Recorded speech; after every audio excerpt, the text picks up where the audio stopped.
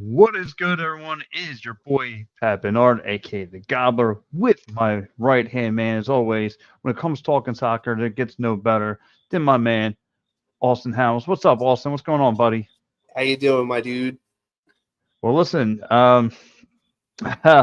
listen. You and I were in studio Monday breaking down. We were recapping the big time win with the Union going over on the Red Bulls, and as what happened, they gave them a beatdown. As we were all pleasantly happy to see them get back on track after that ugly loss from last week. They come Saturday night, they give them a beatdown. But however, this is kind of a little bit of a break, and we are coming up on a hefty gauntlet-like schedule for your Philadelphia Union. Really, one team that's not really, if you want to use baseball terms, a 500 team. Other than that, they have playoff-like tests coming up, Yeah, and to to to to to start you off on this schedule, so I broke it all down. You have Cincy sitting at the 1 seed. You have Charlotte's at the 11th seed. Sounds like an easy W on paper. LAFC at the 3rd seed. You have Dallas as a wild card team. Columbus as a 5th seed. You have Atlanta as a 6th seed. Nashville as 7th seed, and then you finish out up in New England with the New England Revolution at 2. Sounds like a which lot is on crazy. paper. It's crazy to think, especially because of the losses that New England has suffered in terms of their roster.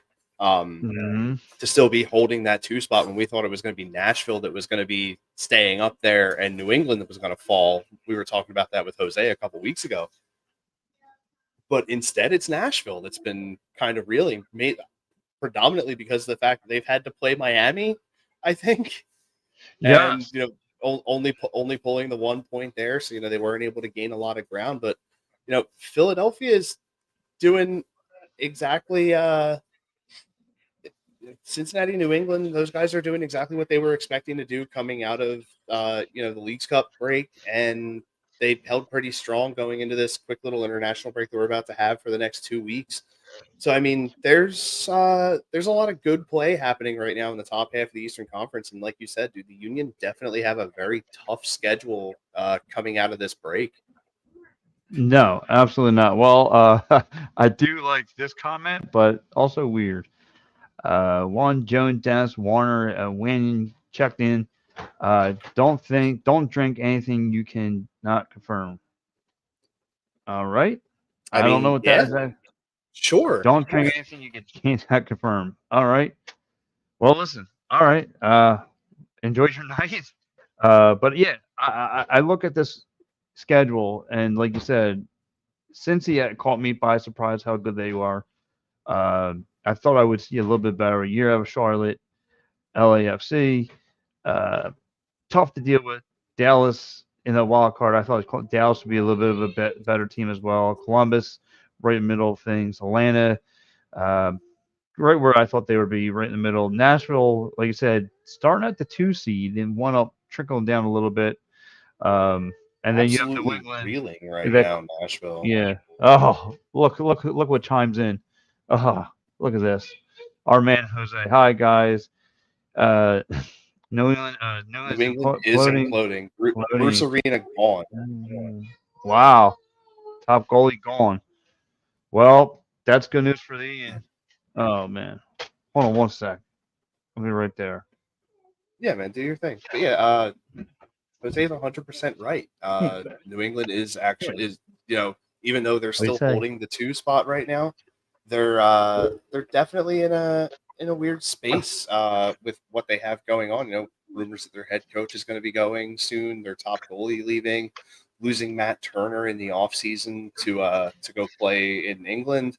So I mean, they've definitely taken some serious hits even before the year started and lose in terms of Matt Turner, but to see them still be able to, I guess you could really say, rally and hold position in the top three in the conference is very surprising right now. But I do feel like it's only a matter of time Yeah, before it absolutely. A matter of happens. I feel time. like this having this break for them is not going to help.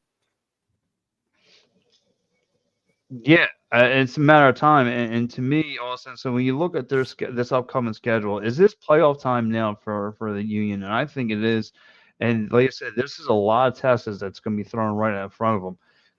Like I said, Cincy right off the top, and then you work your way down. Like I said, Charlotte may be the only one that you can look on paper and say that's a gimme.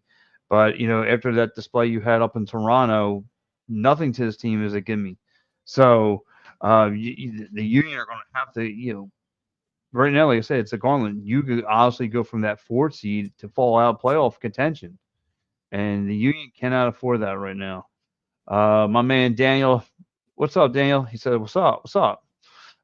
So yeah, that's like I said, that's a little bit much. These next 8 games are going to be brutal. You got 3 on the road, 5 at home. You're on the road to Charlotte, on the road to Columbus, and on the road to New England.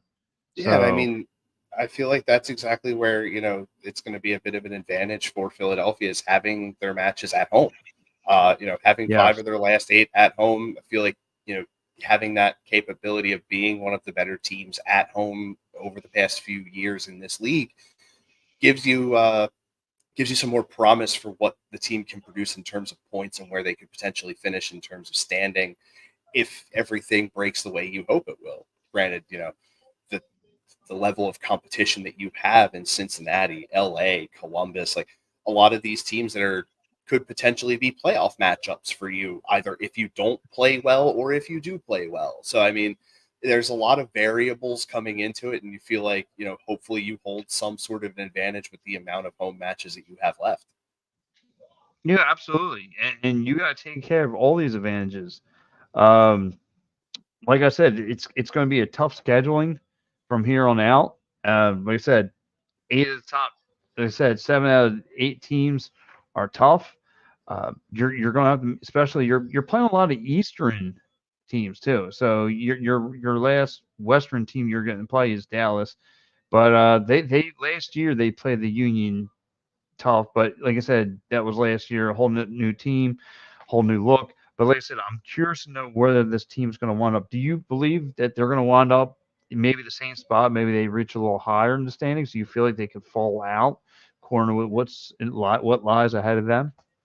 It is 100% possible that Philadelphia Union just stand pat where they are simply because of the level of play that the rest of the teams in the conference are experiencing at this moment.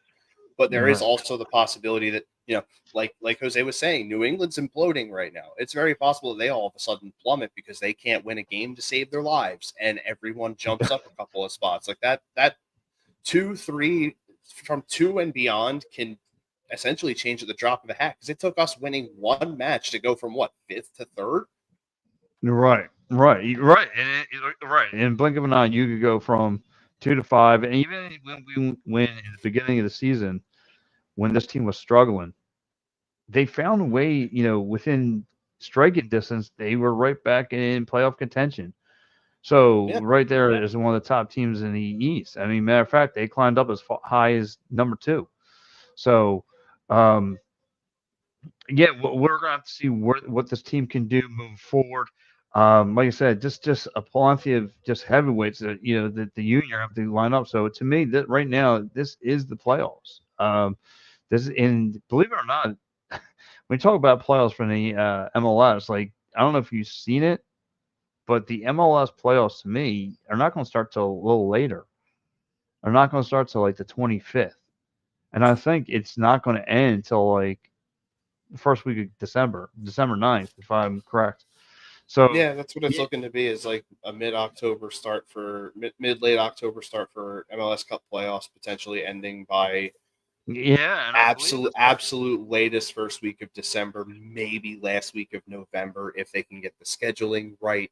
But it's just it's such a tight window here between when the season ends. Yeah, Jose yeah. saying December 9th it ends. So it's such a tight window, man. Like it's really crazy Now how quickly this season's gonna come and go, and then the playoffs are gonna just breeze right by because we're it's already September, folks. Who would yeah, have and it, thought it? Like, it like that, and it's funny that you said it because was it last year? I want to say for the MLS Cup. Unfortunately, it wasn't here. It was in LA. But I mean, if you didn't go out to LA, you still had the best seat in the house sitting here because they had the party going on in Super Bowl Park. But still, I mean, I Yeah. remember it was like a nice warm day. It wasn't that cold Hmm. outside. They let the fans go on the field and watch the game on the big screen. Um, that's where me and Gus were hanging out. Bam Margera, no, what's his name? Brett Porsche from WMMR, Because and I just realized you said that because we were talking about it before the show. yeah. We're talking about Bam Margera. So we're talking about Brett Porsche. We were talking with Jennifer Lee from Fox News. We were making our ways around. So, but yeah, nonetheless, though, it's going to be a lot. Here comes this clown. No one asked for this clown to have to always correct me. What's he? uh, Yeah, well, to it be has fair, it has been it 10 months really since around this completely table. unsustainable. Completely. Right. The overall health of the player base in a 10-month long season with the level of play that you see week in and week out in MLS is just unreal. It really is. Yeah. Like it's not a viable plan for the league going forward if you want to keep as many of your stars visible as possible now, even more so now with Messi being here. Right. It, And did you see it's it's even more of like a primary objective to keep these guys healthy so they can be visible every single match week. And a 10-month long season just is not the answer yeah, at and did all. you see it? They changed up the playoff format, so it's not one and done. Well, the wild card is, but after that, it's become I think it's like a two out best at 2 out of 3. So, oh my God, this guy, this guy. Over under how many straws do you think Ben Margera uses to drink coffee? No, you're concerned, okay? He's a Westchester guy, all right. Leave me alone. Over under is Um, 2.5. yes, okay. If, Austin sets yeah. the line. Hey, listen, Hmm. Jose, I'm one of the strange birds That around was here, okay? that was honestly one of my highlights of the night after seeing you guys and then post game walking with Jose. Is just having Jose turn and look at me and just be like, dude, you are so much taller than I expected you to be. Yeah. Well, It dude, was so good. it's yeah, it's fun like to meet these guys in person. Like I said, the first time I went around just handshaking bird, and I knew not to handshake Jose because even then, like I went around, hey, my name's Pat. My man just looked at me like this guy's trouble. I know it. Just shut up, big mouth. Just shut up. That's all you do is sit around here and talk, blah blah blah blah blah. So I suppose because it would have been dressing on me. Yeah, he said your sports coat could have been a dress on Yeah, him, dude, but yeah, that outfit I wore was a choice, and it was yeah, not the most comfortable. yes, Jose. It's It's like an I was talking EOP with my thing. wife, and she's like, "Do people wear shorts?" And I went, "I don't know. I don't really like pay attention to people's pants No, selection most of right, the time." right, right. And then I You and keep then I upper get body. there, yeah, and then like I get there, and I'm sitting there, and I'm like, everyone is wearing shorts. Dude, I'm telling you, you and I, the EOP family, we stick out like a sore thumb. I'm telling you. I'm, Seriously, I'm sitting, I'm sitting there in a full blue suit, and my man's and then this guy's over here. only Who's this Pat's guy? true religions.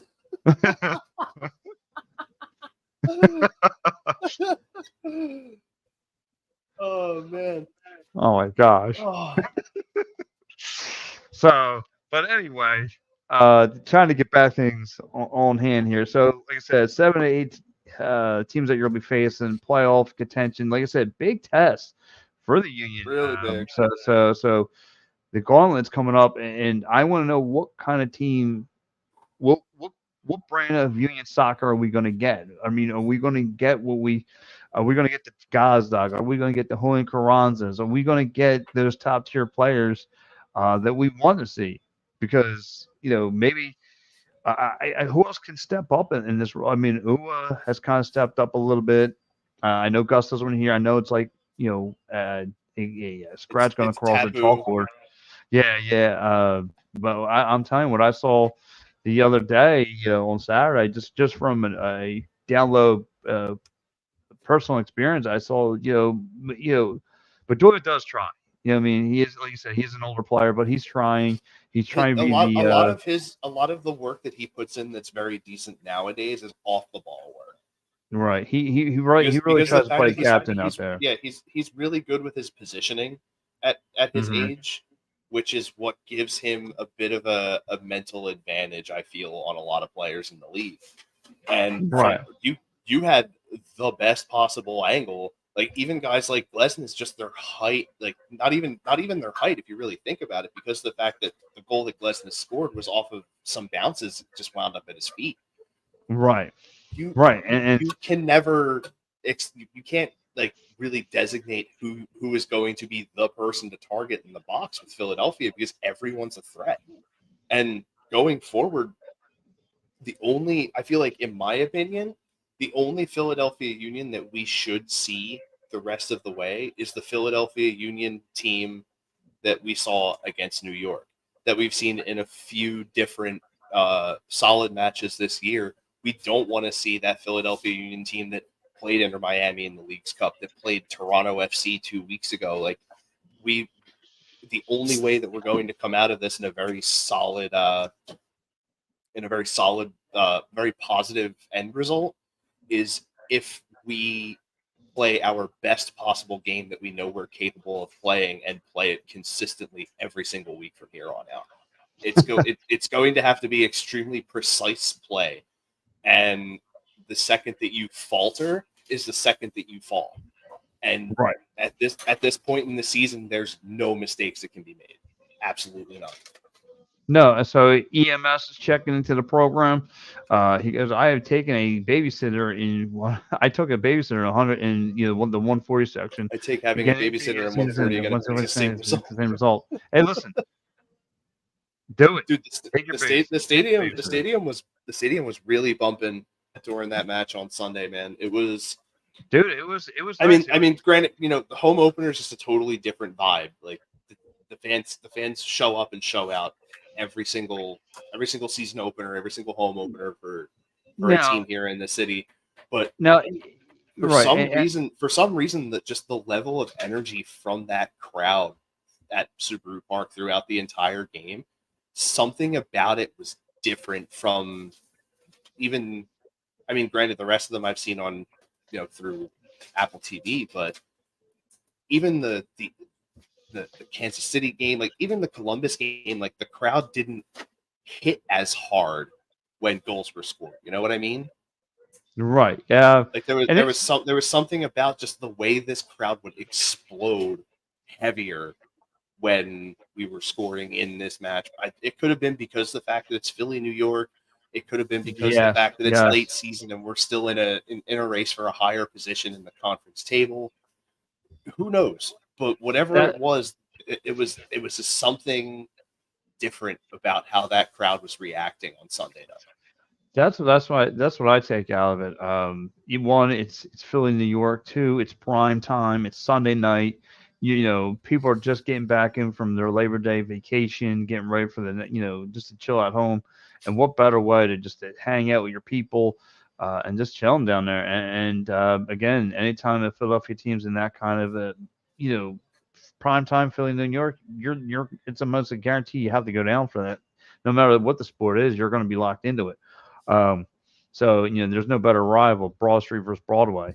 But like I said, it was really, really a fun time. Like I said, Red Bulls come out with a nice little swing in the opening, and then after that, man, just Jim Curtin really adjusted, especially in that second half. Like second half, I barely got to see anything come down my way.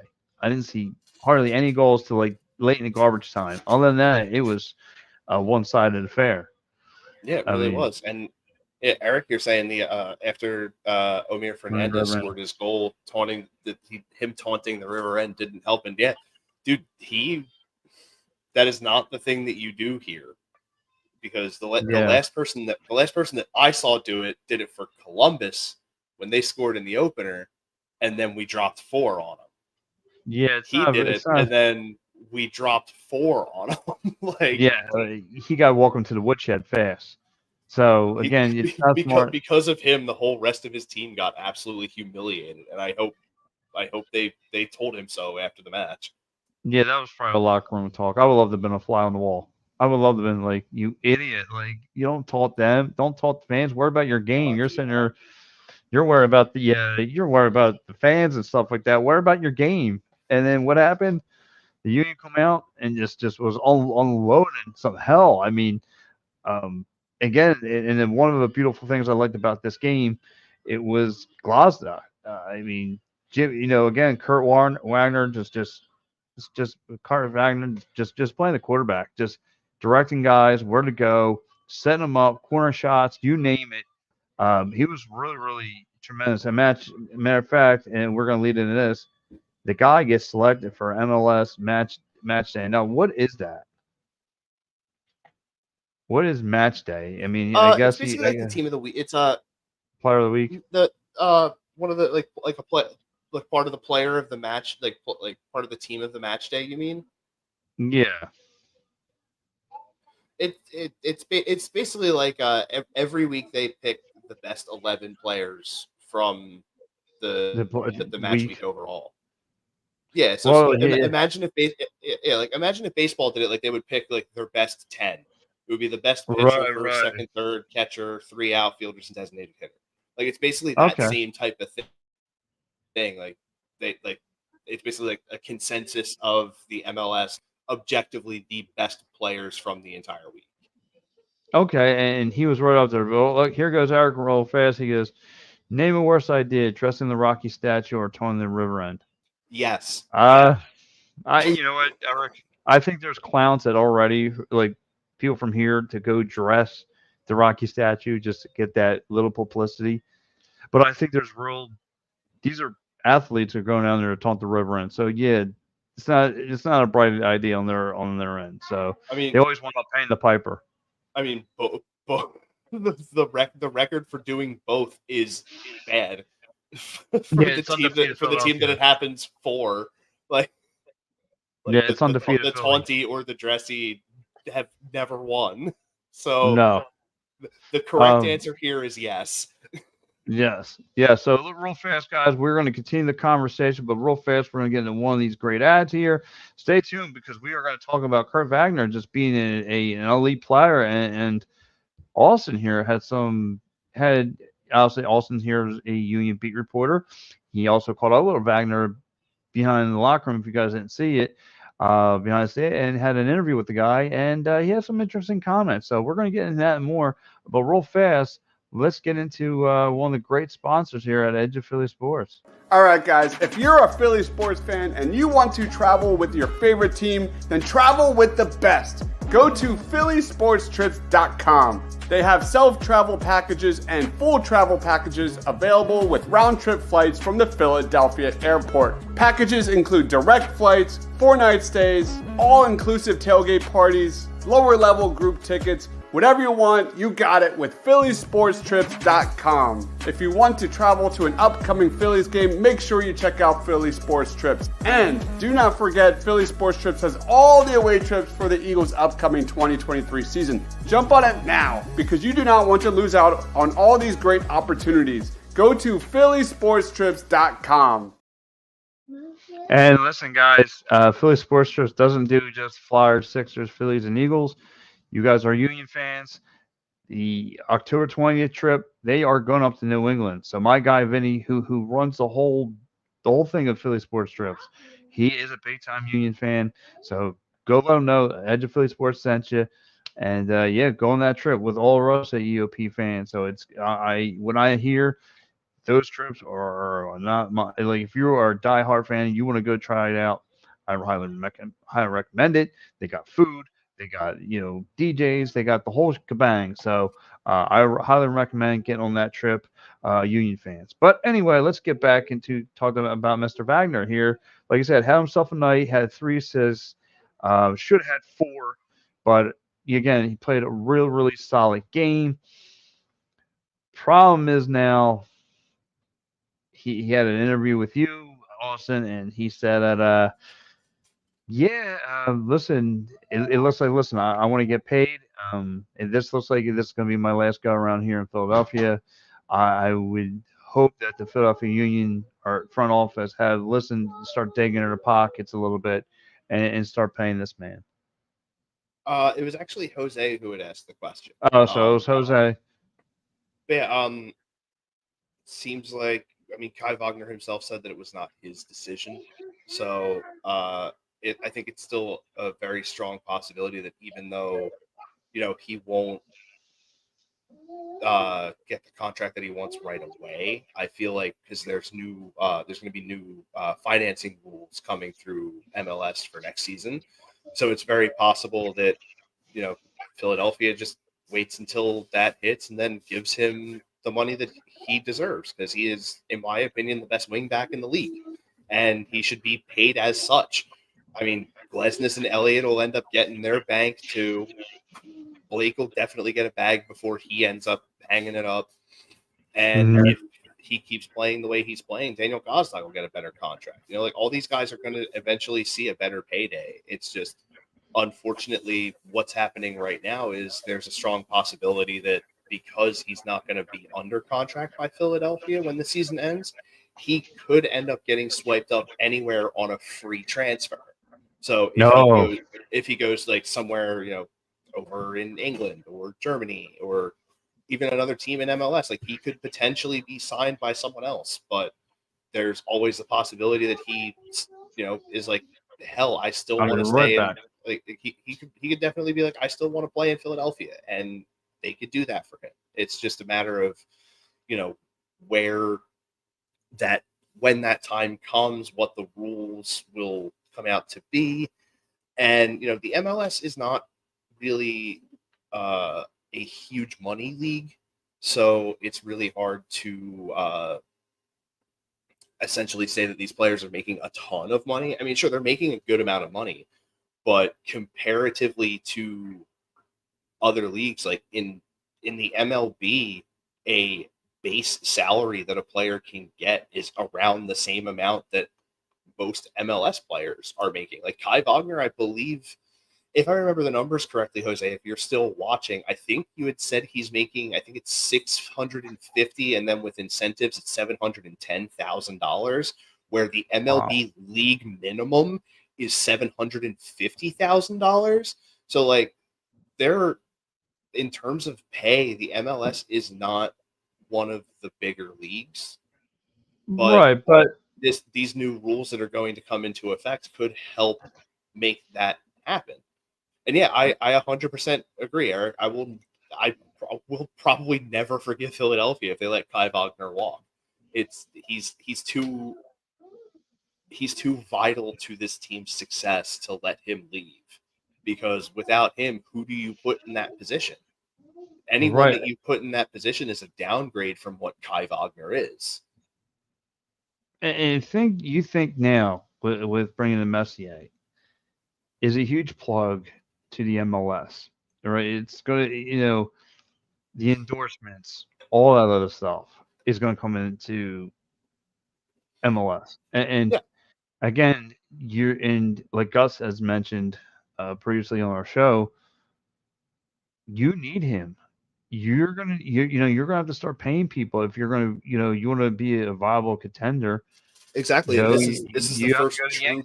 Yeah, I feel like this is going to be the first true test of that. Like, will Philadelphia, with these new spending rules in effect, will they pay that money to keep a guy who's as good as Kai Wagner is? This is the first real big time question. Like the money moves are changing for the league. Will Philadelphia do it? Mm-hmm. I'd like to hope so, but their track record so far says to the contrary. So it's going to be really tough to see Kai Wagner go, but I also understand that at the end of the day, it's business, and he's going to go and play where he's going to be paid for the skills that he has and how well he produces on a pitch. It's just a matter of hopefully it stays here in Philadelphia. Right, and that's what you need. You need, like I said, like I said, hopefully they can come out of pocket and start paying these guys, and that's what you're going to need to do. because keep a player like that. I want to keep a guy like him happy. And to me, if I see he's got talent, no doubt. So and you have to order. Again, you're going to be in that realm of being in MLS Cup finals every year, or if not Eastern Conference final. You're pretty much always knocking on the door to become the champion. Well, you're going to have to start coming out of pocket. What is don't want to try and get all dorky here, but what comes with great power comes with great responsibility. So you're going to have to, again, the further you get in this thing, the more you're going to have to start digging his pockets, trying to keep some of those guys happy. I mean, you got a great farm system. It looks like you're bringing up the right guys.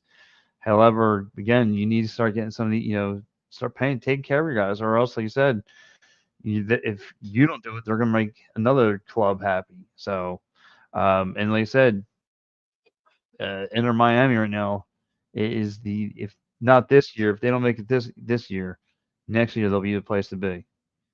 Here goes our man Eric Checkman. Got stuck up to today, Sugar Man. More clearly, Aaron's won't let him get open up the pocketbook. Yeah, and that's exactly what I said. This is the first true test to see how Jay Sugarman reacts to a vital piece of this core having his contract brought up. And exactly. And like I said, with the way the spending rules are going to change, will Philadelphia change their mindset with this rule changing, and will they open up a little bit more in terms of the financing to keep these guys, or even get guys in other positions that are upgrades? We're on the cusp of this league really taking a bigger step, and you want to be in stride with that step, or you're going to fall behind. And Philadelphia has done that, has been able to stay at a high level without having to spend that money for a very long time. But it's becoming a little bit more obvious that, sometimes you have to spend a bit more than you would like to get better talent to be able to take that step to an even higher level. And this is, again, I keep using this term. This is going to be the real test for Philadelphia. It's a very vital part of your team. It's one of the keys to your success, as you saw in the New York Red Bull game. He technically created on 4 goals. He only got credit for 3 assists, but still, it's insane how, they need both and to spend. But Sugarman's going to play Moneyball as long as possible. He's not willing to go all out like teams like the Phillies are, and that's I bad. feel it was a good thing for a while. Clearly, we saw some decent success in doing that, but now the way this league is starting to transform with Messi coming over and more eyes falling on this league, you need to stay ahead of the curve, or even stay close to the curve, because if you don't, it's going to be bad. And you're going to fall off the curve. Yeah, exactly. And it's going to be really tough if you let a guy like Kai Wagner go, because of how useful he is in his skill set at his position, being one of the best in MLS. If you let him go, you're going to get worse while another team gets extremely better. Right. And again, this all circles back to square one of Messier. And now teams are going to look to measure up against Messier. So if you're not willing to pay the money, like you just said, Austin, if you're not willing to pay the money, and you're looking at all right, well, listen, this guy's got extreme talent. You don't want to pay him. Well, here, I need, I need him to come to compete with Messi. Maybe he goes. Maybe LAFC looks at him. Maybe if you don't pay the money to compete, you fall out of competition. Like you said, or you could be the New York Mets. And right now, that's which is you spend all the money and then still don't compete. Right. I would much rather my team spend the money to make the attempt to compete than not, with the way this league is moving now. This league, things are about to really, I feel personally, my own feeling is I feel like a lot of stuff is about to open up with this league when the winter transfer window hits. There's going to be a lot of guys that are available. A lot of teams are going to try and complete moves that they weren't able to during the summertime. And you're going to see some more high-profile names come into this league. I 100% believe it. And especially with the way the spending rules are changing. It's just it's only a matter of time before you hit that point where if you're not staying in step, you're going to fall too far behind. And Philadelphia, Philadelphia has proven they can stay in stride with a different form of step. But now what the league is essentially trying to do is sort of want to shift that to the wayside a little bit, what the type of thing that Philadelphia is doing. And it's kind of, I feel like, because it's been the main thing since we lost MLS Cup, we've been saying like we need to spend a little bit more money to get some better talent. Like, I'm not saying the guys that we have aren't good. They're great even, but we're hitting this pivotal moment. We're hitting a very pivotal moment where this team can either fall or rise. And it's going to start with Kai Wagner. Unfortunately, the person that we thought that we were surprised didn't leave last year before the season started. Like, and to your point, right? You look at it, right? Again, this all goes back to measuring up with the competitors, and you don't come out of pocket. You're only going to hurt yourself in the long run. You're going to, okay, you're going to be looked at as the Oakland A's. This is going to be money, like Eric said. Eric said, it's true. Like, we're going to be the money ball. We will develop the talent. We will develop the talent for the Yankees or the Red Sox to pick from, right? And we will develop the talent, whether LAFC or now Inter Miami, to pick from.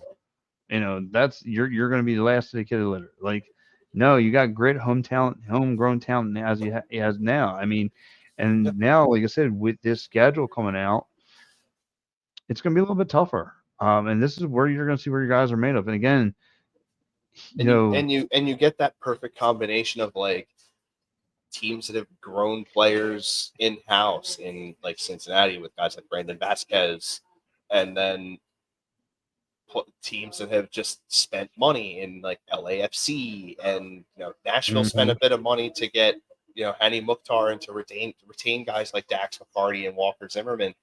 So you're looking at a real, exactly. It can fill small gaps, but you need to be able to spend that money. And you can expand the stadium if you want to bring in more cash, but you want the product itself to be what's selling the seats than just the fact that your team is spending and you're like, oh, I know these guys. They don't play well, but I know these guys that are on the team now. So it's just you're at that pivotal like fork in the road now. Like, we're about to hit that point where like the road for MLS is going to break this way. You're either going to spend the money or you're not. or teams are going to want to refuse to play for you. But so Eric chimes in. He says it sucks, but it's needed. Moneyball can help fill small gaps, but bigger bucks are needed. That stadium has been sold out for last few years. They can expand on the stadium if they want to bring in more cash, but I want the team to keep it sold out. Well, listen, and to your point, Eric, the stadium will continue to sell out, right? So I hear you saying they do have to spend money. Like, it's funny. So me and Vinny Quinn had this conversation before. Like, if the Union keep on finding themselves being contenders and keep on chasing, like, people will see it. Some people already have them. People. The old school people, I would say not so much. They'll stick to the 4-4. But in my personal opinion, I judge it by power rankings, right? And I had a show 2 weeks ago on my show. We did power rankings in Philadelphia, and the 3 top Philly teams right now in Philly are the Eagles, the Phillies, and the Union. And they're contenders, and the Union are a contender team. So, and you saw last year, the TV ratings went up. I mean, people were sold out just to hang down there to watch the MLS Cup. People who your typical 4-for-4 people who don't watch soccer chimed in because this was a team that was going for a championship, and winning draws people's eyeballs. It's just the culture around here. It's always been that way. You win, you get the people. But real fast, we're going to come back. I'm going to run a couple of these great ads from Edge of Philly Sports. We're going to come back because I don't know if anyone saw, but me and also are going to break down. They had MVP ratings up, and I believe they had some voting, some early numbers. So we're going to get into that, but stay tuned. Real fast, Dave Yarnold checking into the program. What's up, David? What's going on, man? So real fast, let's go through the sponsors. But yeah, we're going to talk about MVP counters, and I haven't seen a union member up on there. So yeah, it's a little chap in my butt hairs a little bit. So. All right, also, so yeah, we're gonna dive all into that for real fast. I'm assuming there's a preliminary list ahead of this because I don't understand. Yeah, well, if you scroll down some more, it gives you the 5 guys. So here we go. All right, guys, let's talk about Cherry Law Firm. If you get hurt at work in a motor vehicle accident, personal injury, or affected by criminal law, you got to call David R. Cherry of the Cherry Firm. Call 610-565-0300 or go to cherryinjurylaw.com. Let David R. Cherry fight for your rights. Again, that number is 610-565-0300. That's 610-565-0300 or go to cherryinjurylaw.com. Let David R. Cherry fight for your right. All right, guys, it's time to talk about Sherry's Tickets. Sherry'sTickets.com is easy to use and has no hidden fees. The price you see is the price you pay. Pay less and play more with Sherry'sTickets.com. Save even more by using the exclusive promo code EOP10. That's EOP10. Do not pay hidden fees and save 10%.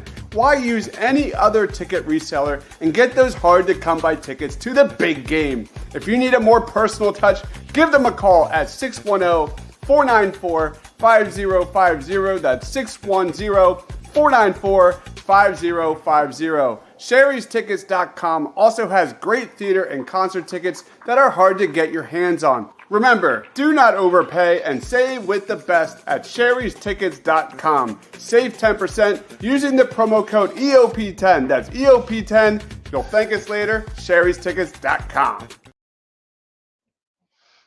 All right, guys. Did I do that one? Yeah.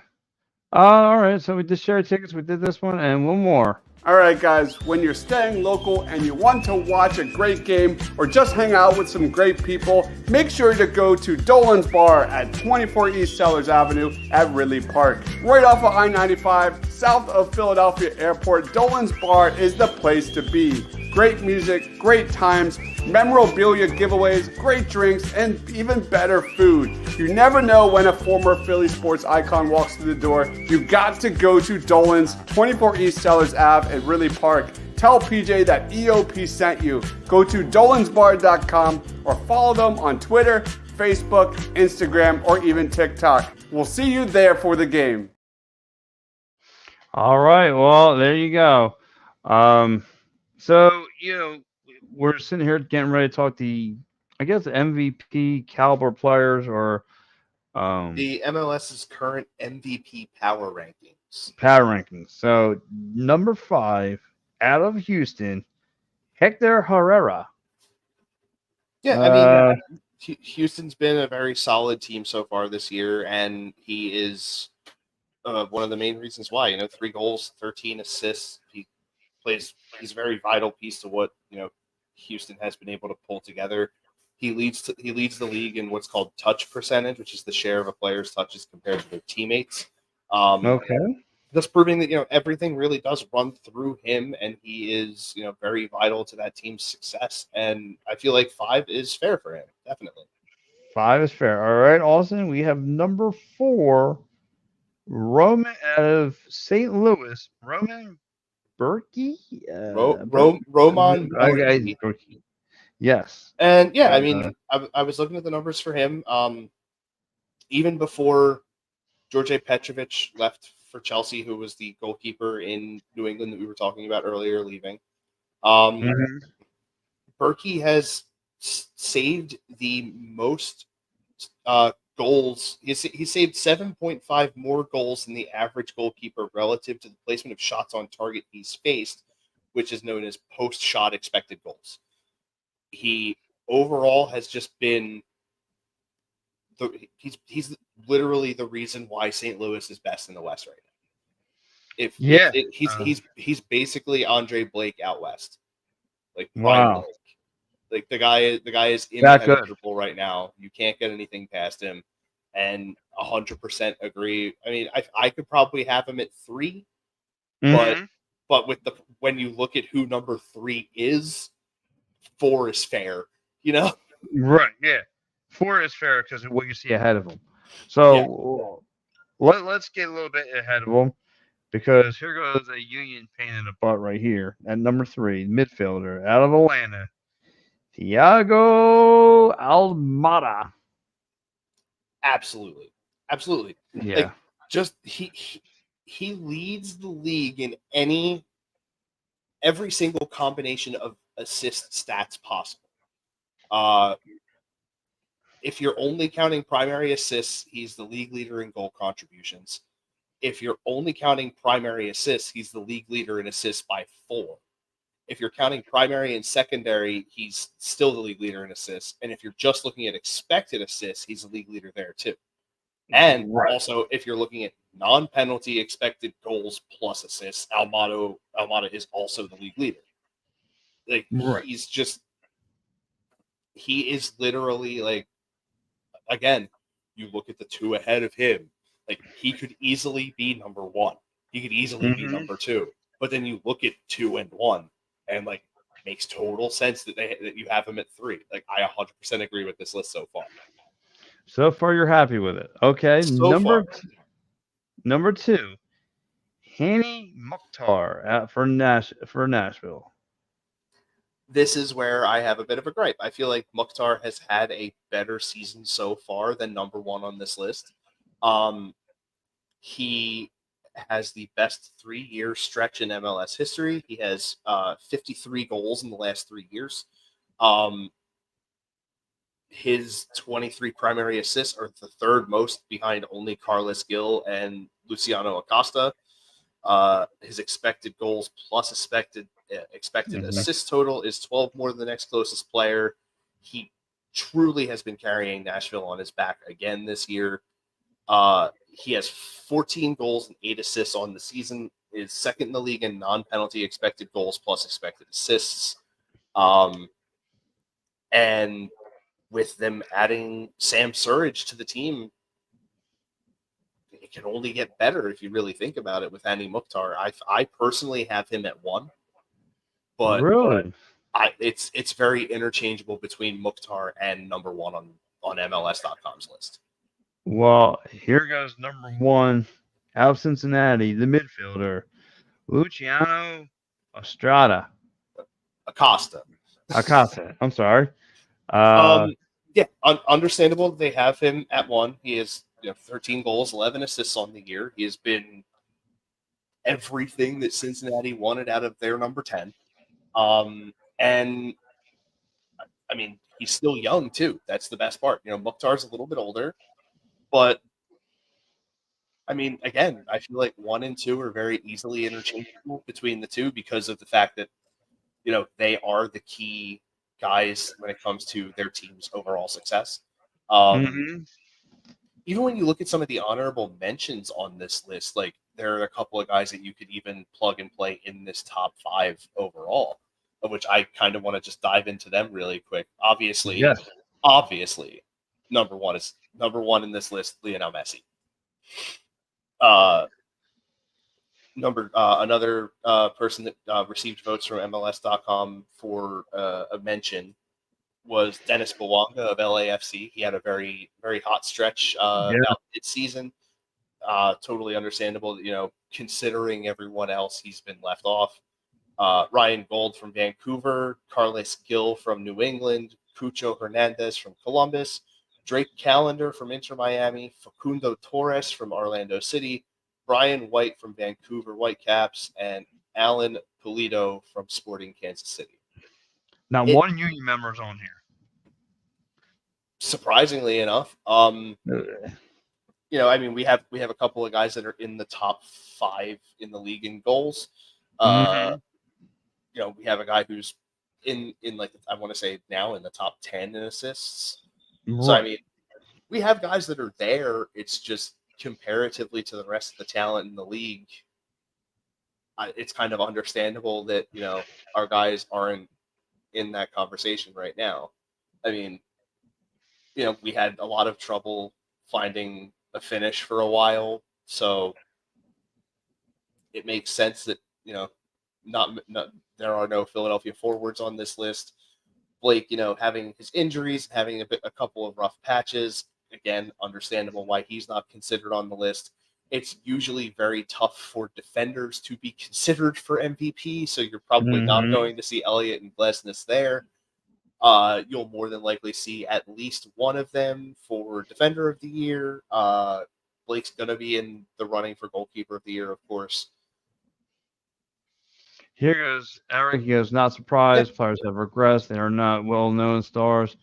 Well, Blake and Will Screw last year. Yeah, he was screwed last year. It told me all I need to know about this. Yeah. Blake should have been MVP. I mean, at least Goalkeeper of the Year or MVP. So, and I want something to get into you too. So I really looked at this list while they're on a little bit of a break. Who's really panned out as far as bringing in from the all season? So here goes a couple names. I got 3 of them right here. You tell me which one. I'll start from weakest link to the strongest. That's kind of really panned out. Jacqueline Torres. Joaquin Torres. Joaquin Torres. I'm sorry. Joaquin Torres. I would have ranking it from 1 being the best of the 3 and 3 being the worst. You can, I'm just, all right. I'll do mine from best to worst. Damian Lau, Joaquin Torres, Andres Perea. Damn it. Yeah. Oh, so you got Joaquin second.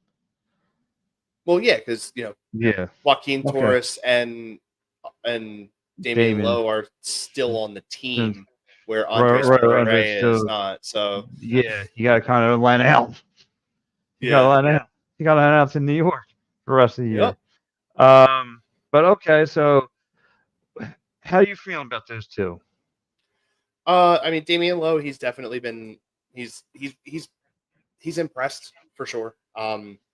He allows our height to be used to its advantage in the attack a bit more because the fact there's 3 of them, one of them can fly a little free. It's just, I mean, you don't really see Joaquin Torres a lot. So the fact that you're getting a larger sample size of Damian Lowe, I feel like spells everything out for you. And yeah, for one whole game, Andres Perea was the best. Lowe in reality is the best, but reality is the FO didn't do enough to improve the team. Yeah, the front office really did not do. I feel like their due diligence isn't what any other team's due diligence is in terms of the actual level of effort put in. Right. Also, obviously, the amount of finances spent, but overall, I mean, these guys were good adds to the team, and if you look at the players that we lost, I mean, in terms of overall play, I mean, Damian Lowe really does do stuff for this team that even, I mean, you could even kind of compare it to what Corey Burke did just on the defensive end. He's a guy who, you throw him in there sometimes and he just is consistent, high energy, really good pressure. I mean, sometimes gets a bit, off the cuff a little bit, but I mean, he scores goals sometimes, which is a good thing. Having his height is an advantage, just like Corey. So, Damian really has been a really solid addition. I really do hope he sticks around for a good while because I feel like he's a good piece for this team. I feel like he understands exactly what's going on here. We're allowing him to play his game a little bit, which is, occasionally, getting in on the offense, being a key target on some set pieces. So I mean, I like the Damian Lowe signing the most out of all three, strictly because like I had said, it was another tall center back to add into the crew of guys that we already had back there, and it's just panned out best for him compared to everyone else that was brought in. Yeah, but then you also consider Ty Baribo just getting his MLS debut. I mean, so far he looked good. He looked fairly decent in his MLS debut on Sunday night. A lot of good runs, a lot of really good pace. Did get his first ever yellow card. He did. Yeah, I mean, yeah, I 100% agree with that, Eric. The ball doesn't bounce off of Lowe like it did Corey Burke, and he had a knack for random goals off of his body in big moments, and that was 100% true. That was one of the fun things about Corey Burke was like, ball goes in, hits off of a guy, all of a sudden, oh my gosh, it hit Corey Burke in the hip. What? Like, yes. It was always the funniest thing.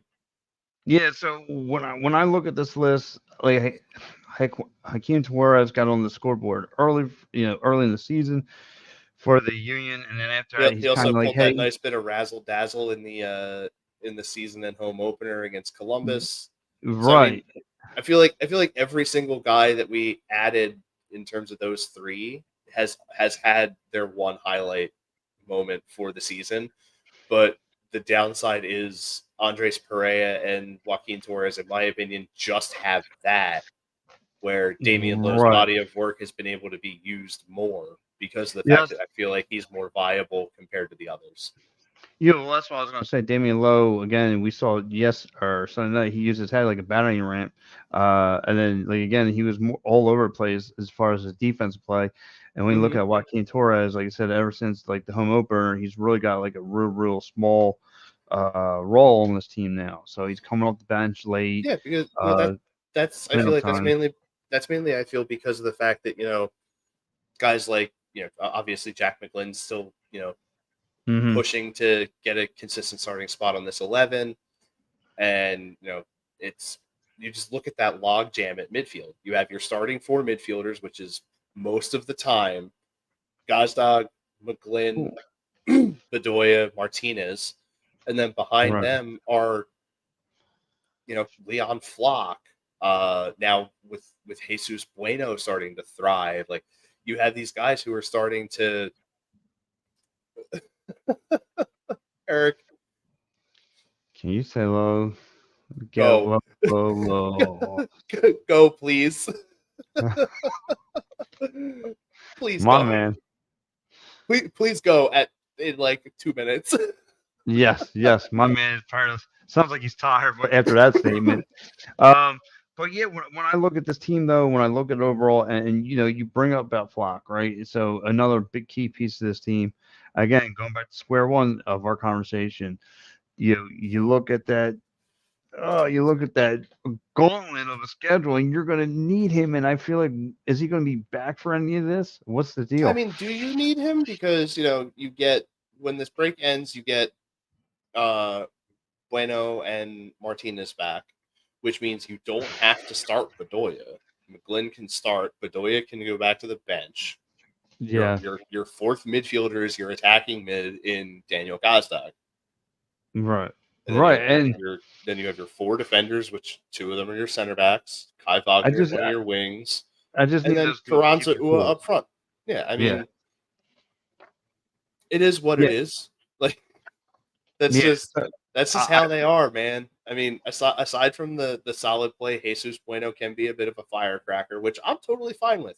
Having two of those guys is even better. Like, they brought the Broad Street Bully attitude to Subaru Park. But look, man, Austin, this was a great episode. I want to thank everyone who tuned in to the Attack and Third. Catch us. We are going to make some adjustments for next week because we have the Eagles playing on Thursday night games, so we're going to make up adjustments. We will keep everyone postponed about. He goes, current putting Bedoya on the bench. are you high? But Joey's been playing 90 minutes in his late 60s. But anyway, I want to say, everyone, thank you. Again, we will keep everyone postpone on where we're going to be as far as the show. But yeah, we'll let everyone know what's going to be for our next show, and then we will get you ready for Philly and Cincy coming up soon. So everyone, stay put. Tomorrow night, you are wrestling fans out there checking the show for the first time. Steel Steps will be coming at you live from the studio tomorrow, 10 p.m. Friday night. So, all right, guys, have a good one.